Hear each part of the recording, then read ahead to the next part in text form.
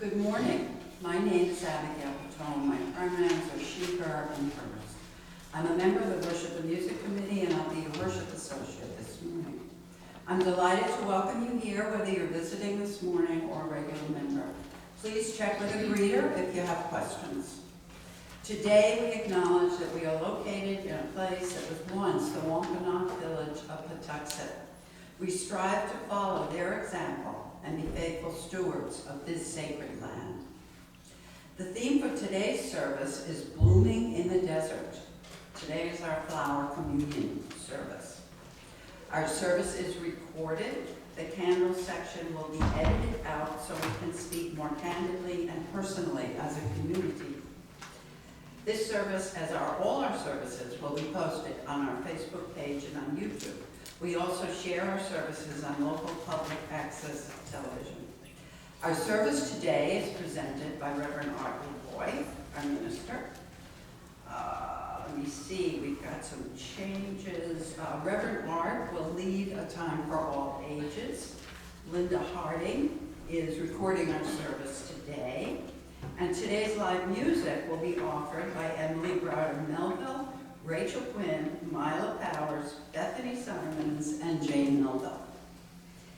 Because our services vary from week to week, we suggest you visit us again to experience the variety of worship we offer. If you are a visitor, please consider signing a guest book, which is back in the foyer, so you may receive our weekly e-blast. Masks are available if you want to wear one.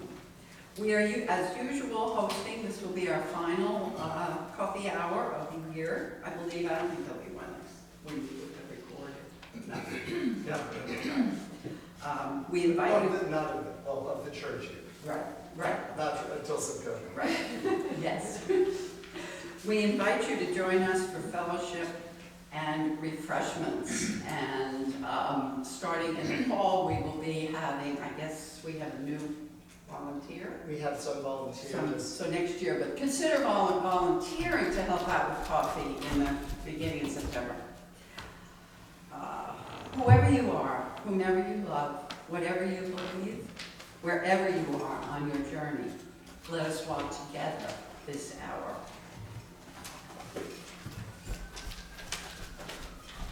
Good morning, everyone. I'm the Reverend Arthur Lavoie. My pronouns are he, him, and his.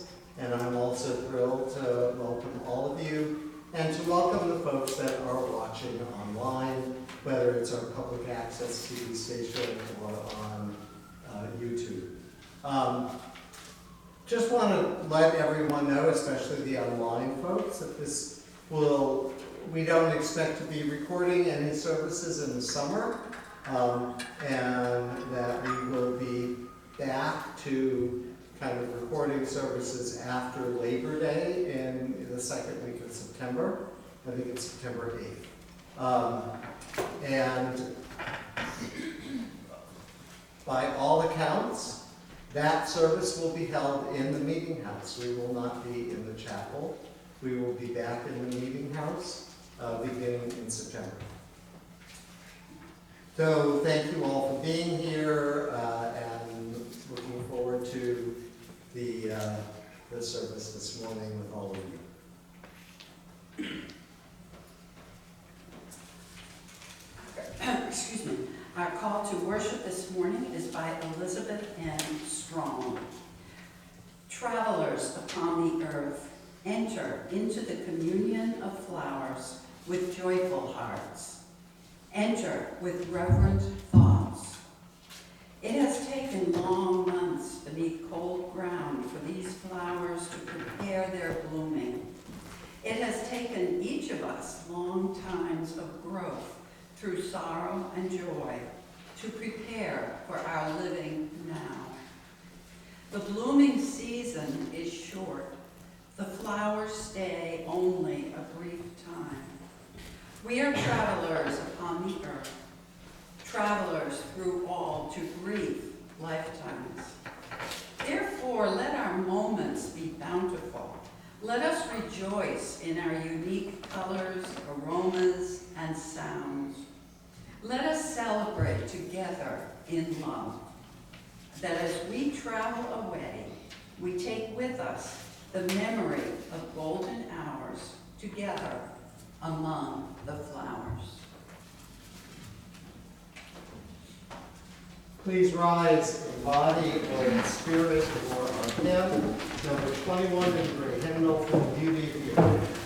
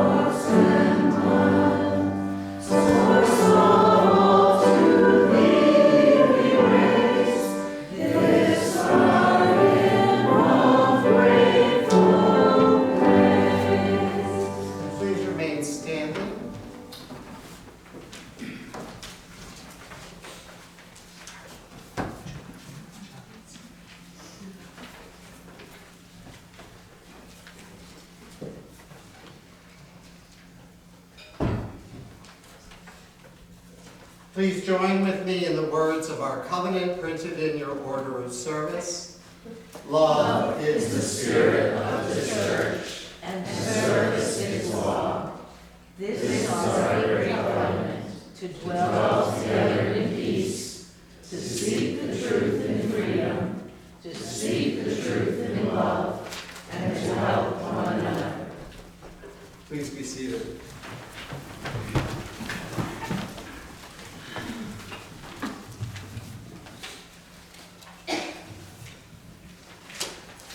So I get to play Deb this morning. A few of us, many people don't know that Deb was in the hospital this week. She had emergency gallbladder surgery. She is doing well. Everything seems to be fine. She's been home for a couple of days. And so she's not able to be with us this morning. In my family, we had this thing when I was growing up called going to the farms. You see, my grandfather, my mother's father, when he came to this country from Portugal, he started a dairy business. And by the time that I was growing up, my three uncles had kind of taken over the business, most of the operations of the business, and his job was to get in the tank truck every morning and go to local farms to pick up the milk. And that was going to the farms. And from the time we were about 5 years old, I know it was before I started school, he would take one or two of his grandchildren with him in the morning. And some of us really liked it more than others, so we got to go more often. But it was the first time I had my own lunchbox, and my mother would pack me a lunch, and I was like 5 years old and get into that big tanker truck with my grandfather to go to the farms. And it was one of the greatest memories I have, and one of the things that really bonded me with my grandfather, he loved to tell stories. He would just tell stories all the way we were traveling, and we would just really spend nearly the whole day together going out to these different farms in western Massachusetts to pick up milk to bring back to the processing plant of the dairy. And on this Father's Day, as we celebrate the gifts of fathers, I really want to remember my grandfather and all that he, all the ways that he touched my life. Because Emily and I, when we were planning the service, when we knew that Deb wasn't going to be here, we talked about male energy and female energy. In the old kind of traditional ways that those are described, and the female energy is more kind of loving and nurturing, and male energy is father energy kind of launches and sends you out and sends you forth. And my grandfather blended the best of both of those. He was very loving and nurturing, but also kind of freed me to be, gave me permission in a lot of ways to be who I needed to be. So that's who I'm honoring this morning, and I'm hoping we all get a chance to think about those figures in our lives that we would want to honor on Father's Day. So since Deb isn't here, folks can go to the nursery, the little folks can go to the nursery with Kafaya, because she is in the nursery down the hall, or they can stay in the service. The service is designed to be a multi-generational service. My homily is going to be relatively short, so either way, there's going to be plenty going on in here if the folks want to stay, if the little ones want to stay in the service. Okay?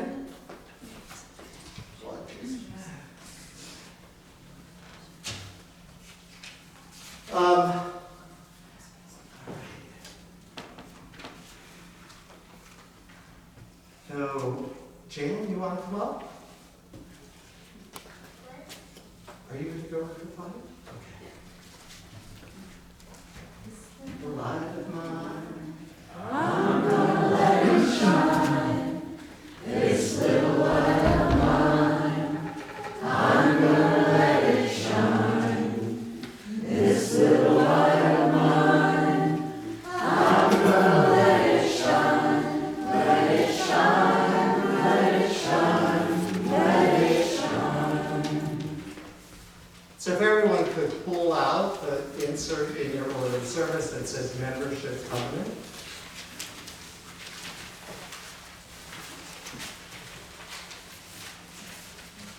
We gather this morning to welcome those who wish to make First Parish in Plymouth their spiritual home. Those becoming members today have been attending services and programs, have learned about the history, theology, and governance of this church and Unitarian Universalism, and have given some thoughtful consideration to their involvement here. And can I invite Alex and Stephanie Cotter to come forward.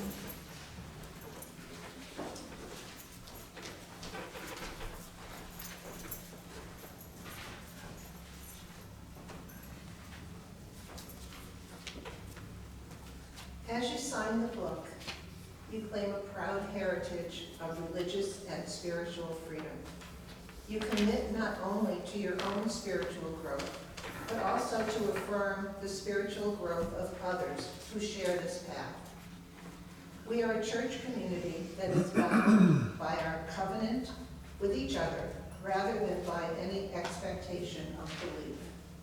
By this action today, you freely join your lives with ours, promising your time, your talents, and your treasure to this church and to the Unitarian Universalist faith that we love.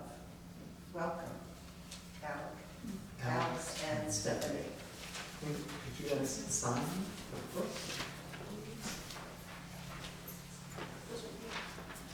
Yeah.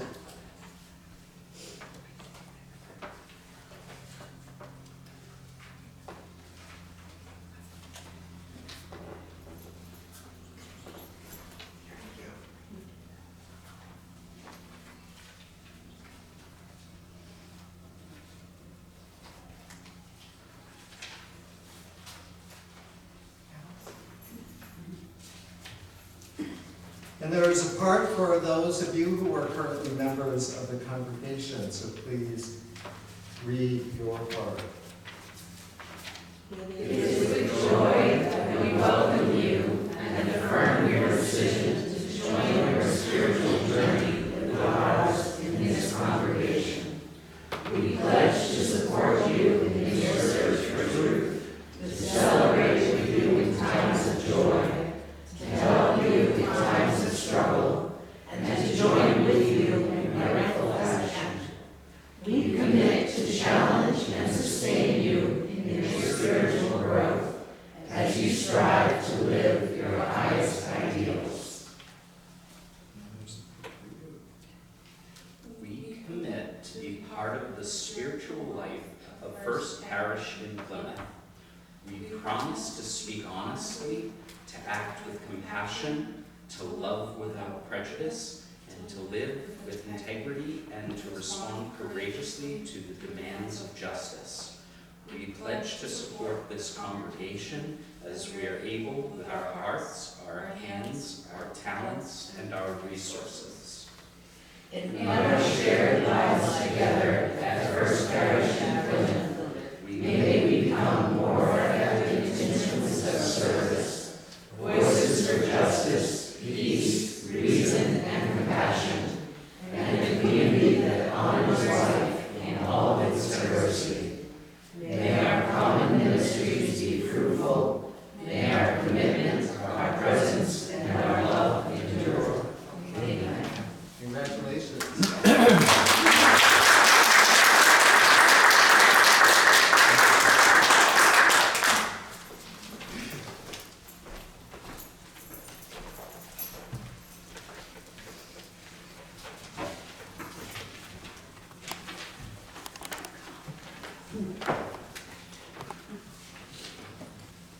Our reading this morning is Called Out by Barbara Kingsolver and Stephen Hahn. The spring of 1998 was the Halley's Comet of desert wildflower years. While nearly everyone else on the planet was cursing the soggy consequences of El Nino's downpours, here in southern Arizona, we were cheering for the show. Our desert hills and valleys were colorized in wild schemes of maroon, indigo, tangerine, and some hues that Crayola hadn't named yet. Our mountains wore mantles of yellow brittle-bush on their rocky shoulders, as fully transformed as eastern forests in their colorful autumn foliage. Abandoned cotton fields, flat, salinized, brown, long since left for dead, rose again wearing brocade. For weeks, each day's walk to the mailbox became a botanical treasure hunt as our attention caught first on new colors, then on whole new species in this terrain we thought we had already cataloged. Our friends from other climes couldn't quite make out what the fuss was about. Many people aren't aware that the desert blooms at all, even in a normal year, and few would guess how much effort we devote to waiting and prognosticating. "Is this something like Puxatawny Phil on Groundhog Day?" asked a friend from the East. "Something like that, or the fall color in New England." All winter, the experts take measurements and make forecasts. This year, they predicted gold, but it's already gone platinum.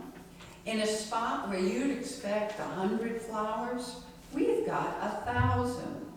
More kinds than anybody alive has ever seen at once. "But these are annual flowers," our skeptical friend asked. "Right," we replied. "Well then," our non-biologist friend struggled to frame her question. "If they weren't here last year, and this year they are, then who planted them?" One of us blurted out, "God planted them." We glanced at each other nervously, a picturesque response indeed from scientifically trained types like ourselves. Yet it seemed more compelling than any pedestrian lecture on life cycles and latency periods. Where had they all come from? Had these seeds been lying around in the dirt for decades? And how was it that, at the behest of some higher power than the calendar, all at once they came, a crowd?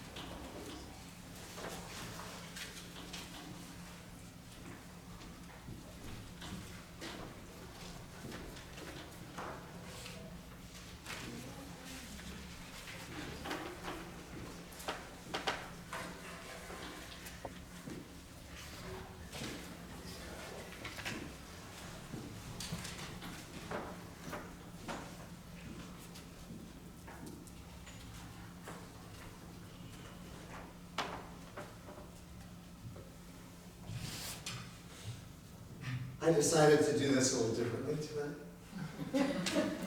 Since it really is the last regular Sunday of our church year here at First Parish in Plymouth.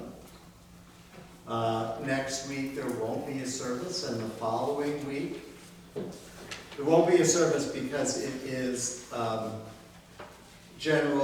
Unitarian Universalist General Assembly, and we will send everybody the link to the General Assembly service so that you can watch and participate in that if you wish.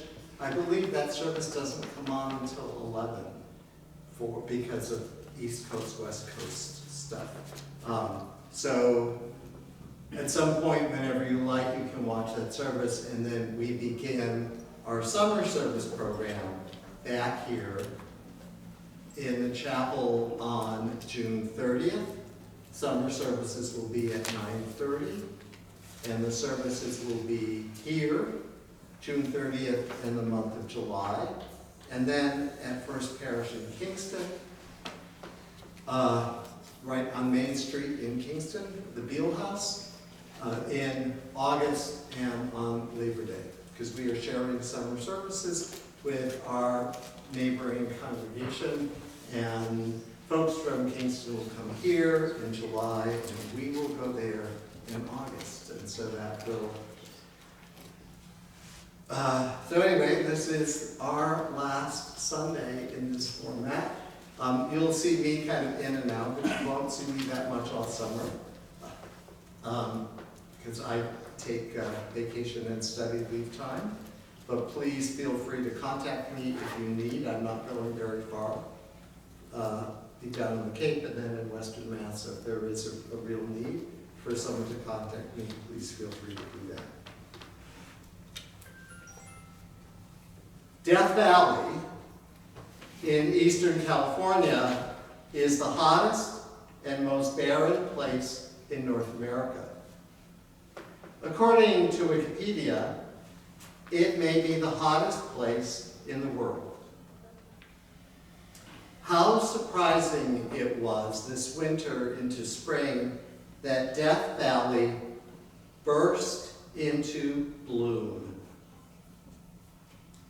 with colorful wildflowers, much like the ones that Barbara Kingsolver and Stephen Cobb described in the reading from a time when they lived close to the Arizona desert.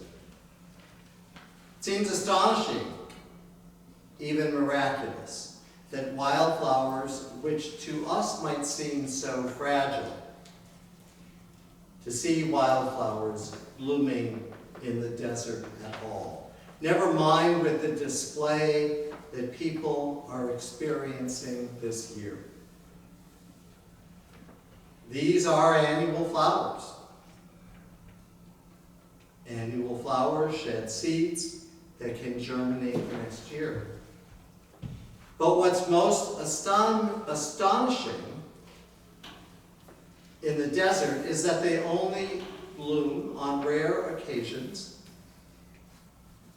where there are the right conditions that trigger the seeds buried in the desert sands. According to Kingsolver, these flowers have evolved so that their seeds are able to germinate in different years in order to protect the species. Even when there are lots of spring rains, some of the seeds will remain dormant for another year or another time. Now, there are two kinds of rains in the desert. I think we experience that here too. Kingsolver writes that the Navajo people have named these male rain and female rain. They refer to the big, rowdy thunderstorms that occur on late summer afternoons as the male rain. The male rains are big and flashy and leave little substance behind. Guys, is that an apt metaphor?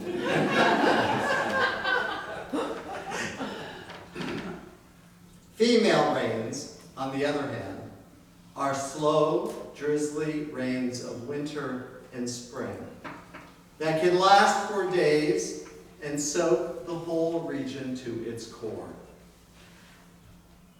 These are the rains that nurture the sprouting of any seedlings and the growth of wildflowers with their consistency over time. You could say that we are also living in a desert landscape. There isn't much these days that feels safe and nurturing.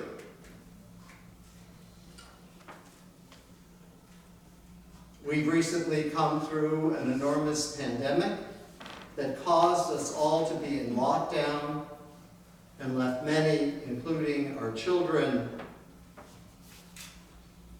and youth, with psychological and physical problems. And according to news reports, there may be a bird flu pandemic looming on the horizon. Bird flu has now started affecting some cattle and has therefore begun to cross that barrier from birds to mammals. The polarizing political rhetoric that didn't die down much between elections is heating up once again as we approach the next one. We seem more and more to be losing the ability to be civil with each other and share the things we have in common.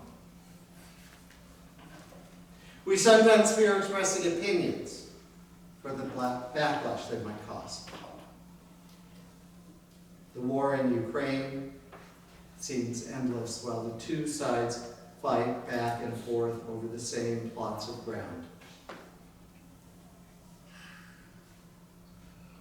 The war in Gaza rages as thousands of people lose their lives. We have shorter fuses and are hunkering down for the long haul. This all sounds like a desert landscape to me.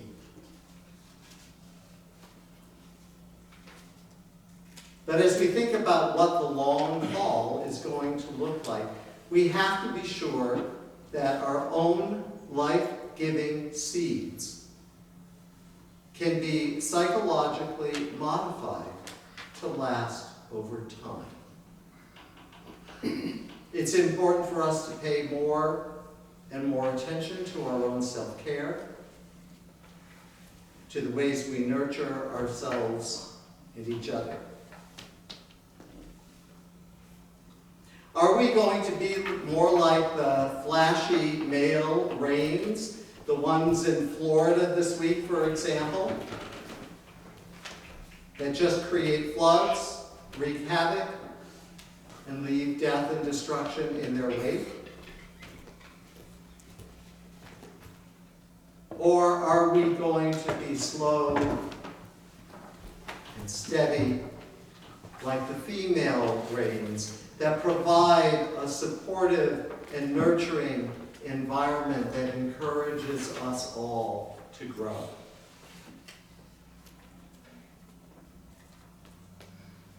For many of us, summer is a time when we can nurture our spirits and take better care of ourselves and each other.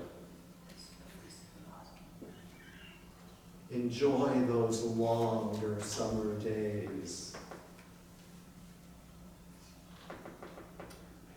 Because in July, the days start to get shorter again. And this is the month to enjoy them, really.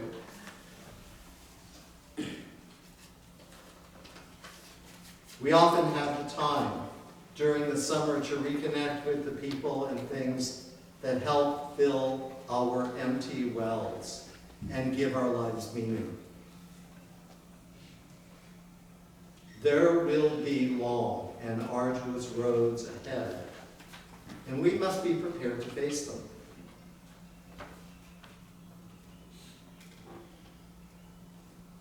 Let's not make this laundry list to-dos for the summer and try to pack everything into a couple of short months. But pick a few things where we can sink our feet into whatever grounds us, gives us sustenance, and helps us to bloom for the journey ahead. Have a great summer. Amen. And blessed be.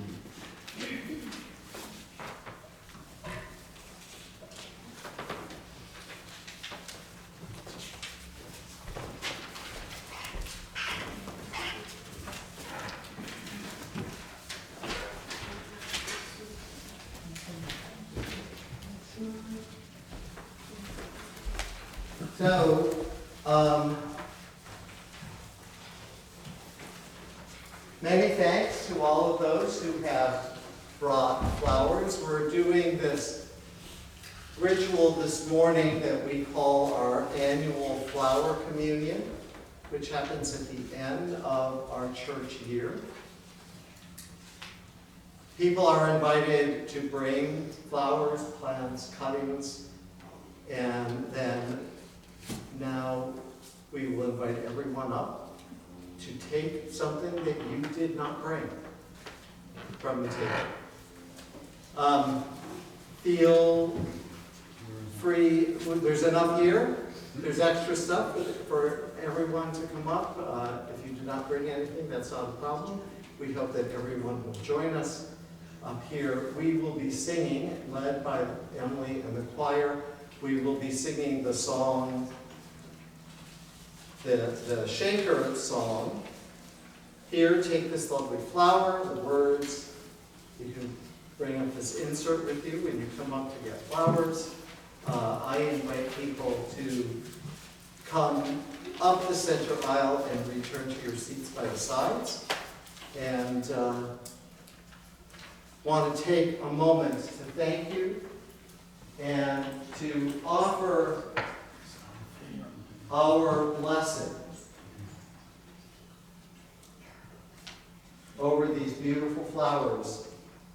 Signs of spring, signs of growth. Flowers that delight us and are part of what gives us strength for the journey ahead.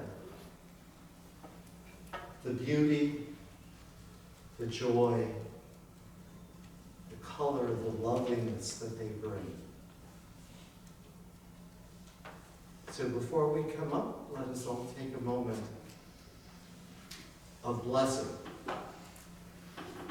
for those plants and flowers that grow in our lives.